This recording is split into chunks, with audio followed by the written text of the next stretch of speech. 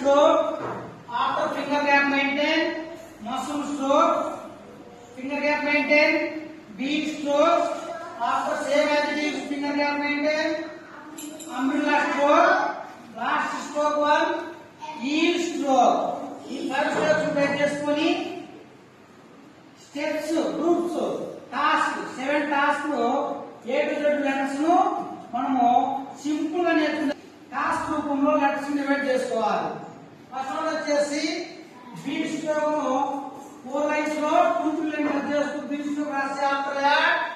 straight line small into same as it is straight line